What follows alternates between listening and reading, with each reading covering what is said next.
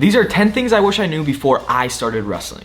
So for me right now, I'm 20 years old. It's actually my birthday on Monday. I'm gonna be turning 21, so that's insane. But I joined wrestling in first grade, so I was about 6 or 7. And I'm going into my 15th year of wrestling, which time flies. So if I was talking to, myself in first grade, this is what I would tell them. And kind of the same if I was even a freshman in high school. Either way, I'm sure if you just joined wrestling or if you are an experienced wrestler, you can relate to all these and hopefully pick something up from this video. Number 1, you can only accomplish your goals if you have the courage to set them. So what do I mean by that? A lot of the times people, they set goals of, I want to win this local tournament. I want to qualify for state instead of actually going for the big goal, being a state champion, being an All-American, national champ, world champ, whatever it may be. People are scared to set high goals. And why is that? Well, it's because they're afraid of failure. They're afraid of failing in front of their friends, their family, even themselves. Is people don't know how to be real with themselves. They don't want to let themselves down because people are getting soft and people don't want to have their feelings hurt. They don't want to know that they're not good enough. So that's why I have that word in there. You have to have the courage to actually set the high goals. When I was a wrestler in middle school,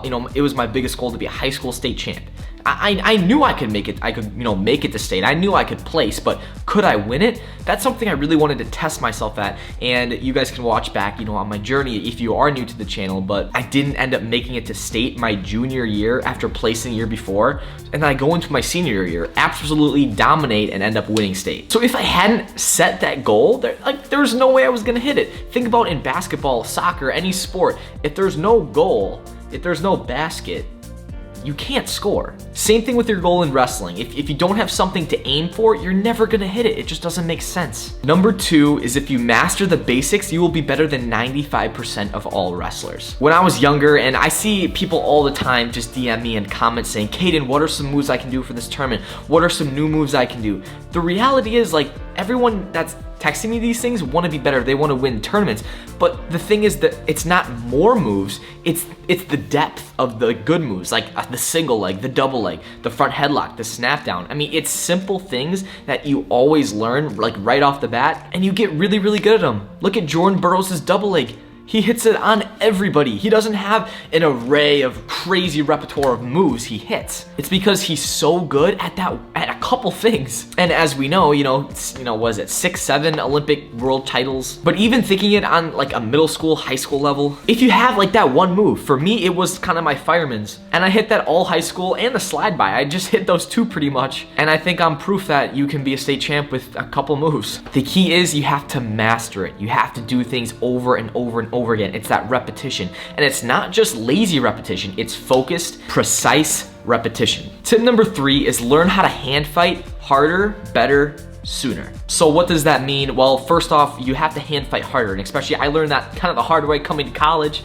is that everyone is tougher, stronger. I mean, grown men's strength that's a real thing. And only looking back, if I could have that same toughness that I use currently back in high school, middle school, youth, if a youth wrestler is putting the hammer down on their toughness on hand fighting, it's understanding that, firing off shots. Of course, you can have that kind of, machine gun mindset. I've heard Bo Bassett talking about, which he just won the Super 32, so congrats to him. But learning how to have that setup, be faster to it, to know, what to grab, where to fake. You can open a guy up, expose his legs way more easier, you're gonna score more points, and you're gonna win more matches. Number 4 is that I wish I knew that this was the hardest sport I could have chosen. Now for me, it's almost I necessarily didn't choose it. I was in an array of sports, football, baseball, I was in karate for a little bit. But my dad and my grandpa wrestled, and my brother and I joined when he was in 3rd grade. Again, I was in 1st grade. And ever since then, we stuck through it. But then personally for me, I only did wrestling in high school and no other sports. And just looking back on the practices, and even in college, you look at other teams, wrestling practices are hard, right? And then you look at, basketball, volleyball, those things. It just doesn't correlate. And this is the hardest sport. I have pride in saying that, and you should have pride as a wrestler to know that you are in the hardest sport. And I don't say that to scare any new wrestlers. And wrestling has done so much for me in my life and my character. But that's just something I think I kind of wish I knew earlier on. Now this leads me into what I wish I knew number 5, is that it will kind of become your personality a little bit. And I think I like the word I used earlier, which was my character, is because in 15 years, I've had tons of wins and tons of losses. You can't have one without the other. With that being said, I know what it's like to win, and I know what it's like being on the other side of that. And by having those experiences, I can relate that to other parts of my life, like school, like my relationships, and know that there's always gonna be bumps in the road, but nothing good and nothing bad ever really lasts. Meaning that there's always gonna be winters and summers. Once you get involved in wrestling, it's really hard to not be into it because you really have to be fully invested to really be as good as I'm sure you guys want to be. Number 6 is knowing that someone else is trying harder than you at all times. And by having this mindset, it's almost just a good mindset to have overall, whether it's in your job, in school, is that just someone out there is either trying to, take your job, someone else is trying to, outwork you, and that's gonna, probably show on the mat. So by having this mentality, what you can do is you can tap that into when you're either in practice or when you're at home watching TV. Maybe you're on your phone. You're maybe thinking like, what is my competition doing? And some things I would do is I'd put up a pull-up bar, like maybe every commercial, whatever it would be. If we're watching a movie, I bust out push-ups and whatever it be, and I'm like, my competition is not doing what I'm doing right now. And by having that mentality is like kind of always doing something, always be flowing through motions, through different things, and that's really gonna play a toll, of course, and it's gonna pay dividends, as your life goes on and as weeks, months, even years go on. I mean, these things are gonna add up. It's consistency, and consistency kills. But early on, if I would have known that sooner, that kind of having this mentality developing earlier on, when I was first getting into wrestling, I would think I'd be a lot better. Number 7 is it doesn't matter if you win or lose. Or for you, maybe it does. Now this might take a little bit, but let me explain. Going from youth to middle school, high school to college now, everyone's gonna have wins and losses. It just happens. Unless maybe you're Cael Sanderson or some freaking alien from another planet, you're gonna have these losses. Just like how we talked about earlier in the video, there's summers and winters, and you can't have one without the other. And the people that capitalize off of their losses are gonna be way better than if someone would just beat someone on the wrestling mat who is not even close to their skill level. But I get it, at the end of the day, you want to win, right? You wanna be victorious. But you won't have that feeling of that gratitude, that appreciation of actually winning something if you hadn't have lost bad in the past. And I'm so glad I lost in my junior year, sectional finals and even to go to state, and then the next year winning it. Like, can you imagine the feelings that I'm going through? Like, I'm getting chills just talking about the feelings that I had. If I hadn't had that loss, I would not feel as close, as happy, as grateful as I was in that situation. But a quote that my dad always told me,